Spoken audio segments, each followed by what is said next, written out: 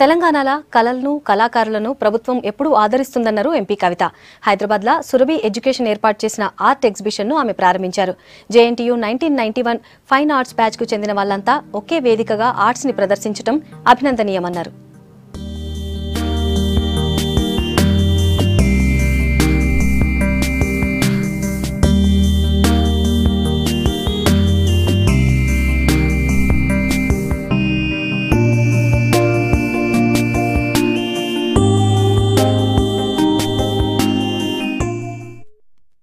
నుండి 96 వరకు JNTU fine arts students ఎవరైతే ఉన్నారో విద్యార్థులందరూ కూడా మళ్ళా ఒకసారి అందరు కలిసి 43 మంది కూడా తమలో ఉన్నటువంటి ఆర్ట్ని అంతా కూడా మరి ఒక దగ్గరకు వచ్చి ప్రదర్శించడం అన్నది నిజంగా సంతోషించదగ్గ విషయం.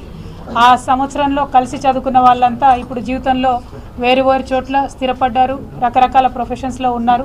అయినప్పటికీ మళ్ళీ అందరూ ఒకసారి కుంచబట్టి ఒక దగ్గరికి వచ్చి ఒక మంచి బ్యూటిఫుల్ ఎగ్జిబిషన్ని తయారు చేశారు. చాలామంది రిలేటెడ్ ఫీల్డ్లో కూడా పనిచేస్తున్నటువంటి వాళ్ళు ఉన్నారు. చాలా సంతోషం. తెలంగాణ ప్రదేశం ఎప్పుడైనా కూడా ఆర్టిస్టులకు కానీ ఆర్ట్కి కానీ ఒక నిలయంగా ఉన్నటువంటి ప్రాంతం. ఇంకా కూడా చాలా పెద్ద ఎత్తున మన దగ్గర నుంచి మరి ఆర్టిస్టులు రావాలని చెప్పి వారికి ఉండేటటువంటి ఎంకరేజ్మెంట్ ప్రభుత్వం తరఫునైనా పర్సనల్గా మా అందరి తరఫునైనా కూడా ఎప్పుడు ఉంటుంది. మళ్ళీ తెలంగాణ ప్రపంచవ్యాప్తంగా ఇప్పుడు ఉన్నటువంటి ఆర్టిస్టులు చాలా పాపులర్గా ఉన్నారు. ఇంకా ఎంతోమంది ఆర్టిస్టులు మరి ఇటువంటి పూర్వ విద్యార్థుల కలయికతో వారి స్ఫూర్తితో పైకి రావాలని మనస్ఫూర్తిగా కోరుకుంటూ, మన సంప్రదాయాలు మాత్రం ఎవరు మర్చిపోకూడదండి. ఆ బొమ్మలు మనకు కనిపిస్తే మాట్లాడుతున్నాయి మనతో. మనం ఏదో చూస్తున్నాం ఈ చిత్రాలే కాదని మనతో మాట్లాడుతున్నాయి. అంటే మన హృదయాన్ని తట్టి లేపుతున్నాయి అనమాట. మనకు ఒక స్పందన కలుగు చేస్తాయి అనమాట.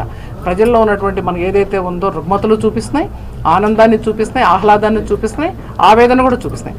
ఇతర దేశాల్లో ఉండి కూడా ఇక్కడ మన వాళ్ళంతా కూడా వచ్చేసి వాళ్ళంతా కలిపి ఈ ఆర్ట్ గ్యాలరీ ఏర్పాటు చేసినందుకు నేను అన్ని మీటింగ్స్ కూడా క్యాన్సిల్ చేసుకుని వచ్చాను. నేను ఇక్కడ రావడానికి మొదటి కారణం అందరూ పిలిచారు కాబట్టి తెలంగాణ వెళ్ళి. రెండోది మా కవితమ్మ కూడా వస్తుంది కాబట్టి కలిసి వాళ్ళ కలిసి అందరం కూడా మళ్ళీ కలుసుకోవడం, ఇది ఒక మధురానుభూతి అన్నమాట.